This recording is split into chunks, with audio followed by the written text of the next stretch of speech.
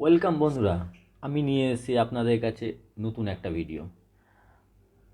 জানতে গেলে শুরু থেকে শেষ পর্যন্ত সঙ্গে থাকুন। বিটকয়েনের কিছু আবার কিছু তথ্য ভিডিওতে ফিরে আসা যাক। টোটাল 9টা ইটিএফ কোম্পানি, বিটকয়েনের যে ইটিএফ কোম্পানি, টোটাল 9টা ইটিএফ কোম্পানি মিলে প্রায় 2,94,385 বিটকয়েন জাস্ট 31 দিনের মধ্যে অ্যাকুমুলেট করে ফেলেছে। ভাবা যায় কি পরিমাণে বাইংটা করছেন তারা। কিছু ইনফরমেশন আমি যেগুলো দিতে চাইছি সেগুলো যদি আপনি শুরু থেকে শেষ পর্যন্ত দেখেন না, আপনার মাথা মানে ভাববেন যে কি ক্রেজি বাইং শুরু হয়েছে। আমি গতকাল এই সেম চার্টটা আমি রেখেছিলাম যে 9জন, যে 9টা ইটিএফ কোম্পানি মিলে যে বাইং ভলিউম তৈরি হয়েছিল, প্রায় আপনার তৈরি হয়েছিল 1.4 বিলিয়ন সামথিং।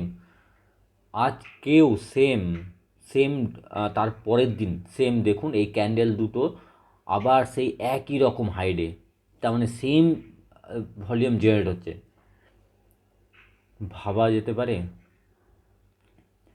ব্ল্যাক রক আর ফেডারেলিটি মিলে প্রায় 2,29,414 BTC, $13 billion spot ETF accumulate করে ফেলেছে মাত্র দুটো কোম্পানি, ব্ল্যাক রক আর ফেডারেলিটি। এই দুজন মিলে প্রায় 2,29,000-এর মতো বিটিসি অ্যাকুমুলেট করেছে।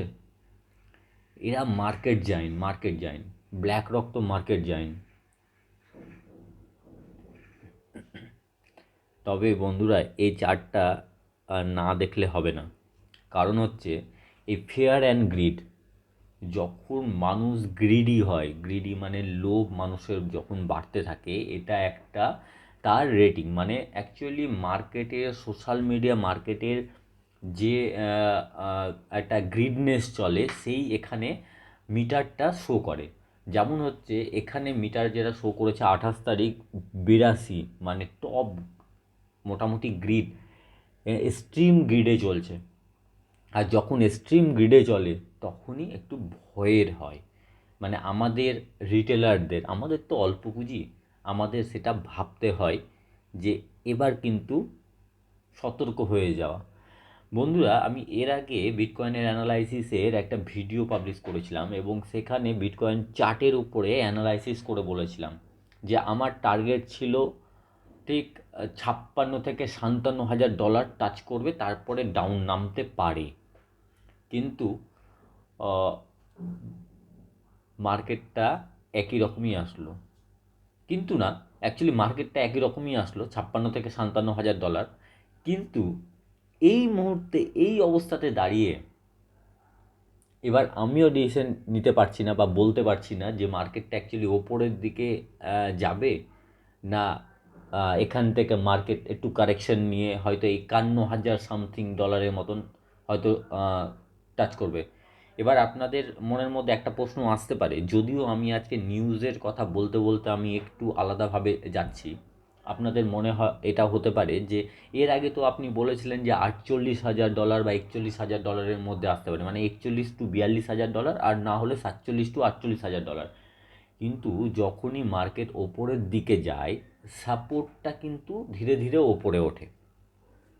মার্কেট যখন 50-51 ছিল তখন আমরা ভাবছিলাম যে এটা 47-48 ডলার যদি ক্র্যাশ নামে, 47-48, আর যদি ওটাকে ব্রেক করে নিচের দিকে নামে তাহলে 41-42।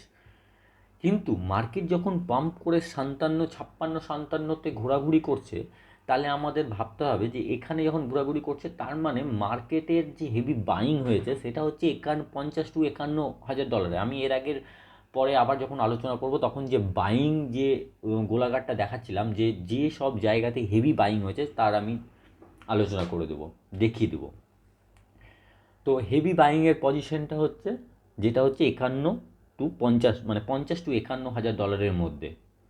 তাহলে মার্কেট যদি ক্র্যাশ নামে, বা অ্যাকচুয়ালি ক্র্যাশ কথাটা বলাটা উচিত না, অ্যাকচুয়ালি যখন রিট্রেসমেন্ট হয়, মার্কেট মার্কেট যখন একটু স্লো ডাউন হয়ে সেলিং প্রেশার হালকা আসে তখন ওটা জাস্ট এটা হবে, মার্কেট কারেকশন একটু হবেই। ক্র্যাশ বলা যাবে না। ক্র্যাশটা অ্যাকচুয়ালি বেয়ার মার্কেটে আমরা ক্র্যাশটা ইউজ করতে পছন্দ বোধ করি, কারণ যখন বেয়ার মার্কেটের পরিস্থিতিটাই অন্যরকম থাকে। তবে ঠিক আছে, আমরা এখন তো বুল মার্কেট স্টার্ট, তো এখানে ক্র্যাশ আমরা বলবো না, আমরা বলবো রিট্রেসমেন্ট। যখন নামবে মার্কেট, যখন একটু নিচে নামবে, তাহলে ওটা নামার পজিশনটা হচ্ছে মোটামুটি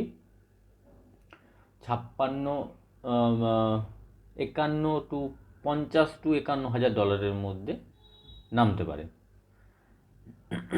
তবে যখন এখানে এক্সট্রিম গ্রিড থাকবে না, তখন একটু সাবধান হয়ে যেতে হবে, কারণ এই পজিশনটা হচ্ছে খুব রিস্কি। কারণ মানুষ এই সব পজিশনে আসলে মানুষ চোখ মুখ বন্ধ করে ইনভেস্টমেন্টটা করতে যায়, আর তখনই বড় বড় ভেল বা ইনভেস্টার বা যাই বলুন না, কারণ যাদের কাছে অগাধ টাকা আছে, তারা এই সময় মার্কেট ধীরে ধীরে একটু করে খালি করে, আর নিচে যখন মার্কেট নামে তখন আবার বাই করে। আরেকটা সেকেন্ড, যেটা বিটকয়েনের ইতিহাসে একটা লেটেস্ট এবং বড় ইভেন্ট, সেটা হচ্ছে হালভিং। হালভিং ক্লকে দেখাচ্ছে আর 49 দিন। মানে আমাদের অ্যাপ্রক্স যে ব্লকটার উপরে হালভিং হবে, অ্যাকচুয়ালি বিটকয়েনের তো ব্লকের উপর ডিপেন্ড করে। আমি নেক্সট পরে একদিন কোনো একটা ভিডিও আমি নিয়ে আসবো, বিটকয়েনের যে ব্লকিং চেন সিস্টেমটা সেটা নিয়ে আলোচনা করব। তো বিটকয়েন তো একটা ব্লকের উপরে ডিপেন্ড করে, মানে সেই ব্লকটা অ্যাপ্রক্স ধরা হচ্ছে যে 18 এপ্রিলের ধারে কাছে মাইন হতে পারে। তো ওই ব্লকটাতেই হালভিং হবে। হালভিং কথাটা হচ্ছে জাস্ট রেওয়ার্ড, যেটা হালভিংয়ের যে পার ব্লকে যেটা পাওয়া যায় 6 সামথিং বিটকয়েন করে, সেটা অর্ধেক হয়ে যাবে। আমি আপনাদের যদি অসুবিধা থাকে নিচে কমেন্ট করবেন, আমি হালভিংয়ের ব্যাপারটা আমি নিয়ে একটা ভিডিও আমি আপনাদের বুঝিয়ে দেবো। তো সেটা অ্যাপ্রক্স 49 দিন আর হাতে আছে, ওই জন্যে মার্কেটে হয়তো হেভি পরিমাণে বাইং প্রেশারটা দেখা যাচ্ছে। আচ্ছা, এর পরের চার্টটা আমি এটা গত 2-3 দিন আমি আলোচনা করেছি। আহ, আচ্ছা, এটা হচ্ছে সম্ভবত পুরনো চার্ট। আচ্ছা, পুরনো চার্ট আমি এটা লক্ষ্য করিনি। পুরনো চার্টে এখানে দেখে লাভ নেই, তার কারণ হচ্ছে এটা 26 তারিখ আমি গতদিন আলোচনা করেছিলাম, আর 27 তারিখও এটা আমি আলোচনা করে দিয়েছি, বাদ দেওয়া যাক।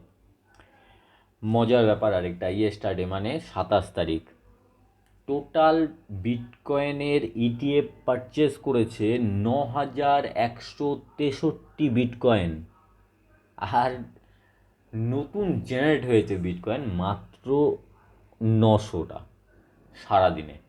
তাহলে ভাবতে পারছেন তো কত গুণ পারচেসিং চাপ আছে, মানে কত, মানে কি বলবো, কত গুণ বেশি অ্যাকুমুলেট করতে চাইছে বড় বড় ভেল বলুন আর ইটিএফ বলুন।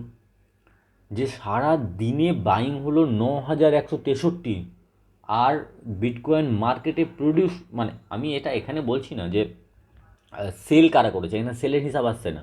সেলিং তো হতেই পারে, সেটা আলাদা কথা, মার্কেটে বাই আর সেল নিয়েই মার্কেট। কিন্তু অ্যাকচুয়ালি মাইন হয়ে কতটা এসছে, সারাদিনে মাইন হয়ে এসছে মাত্র 900টা। মানে যখন এটা হালভিংয়ের পর 50 হয়ে যাবে, মানে অর্ধেক হয়ে যাবে, অর্ধেক মানে 900 যদি এখন হয়, তার মানে তখন 450 হবে। 450, আর এইদিকে বাইং আরও বেশি বাড়বে, কারণ তখন মানুষের মধ্যে, সাধারণ রিটেলার মানুষের মধ্যেও কেনার প্রবণতা বাড়বে। তাহলে ভাবুন। আচ্ছা, লাস্ট সুন্দর একটা ভালো নিউজ দিয়ে আমি হয়তো আমার এইটা শেষ করব।